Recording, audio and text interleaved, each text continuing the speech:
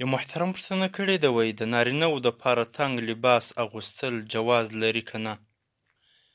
وایي نن سبا دغه نوي ځوانان داسې تنګ لباس اغوندي چې دغه موټانو ملاو ادب دي دغه کوناټي د ورایه معلوم وي.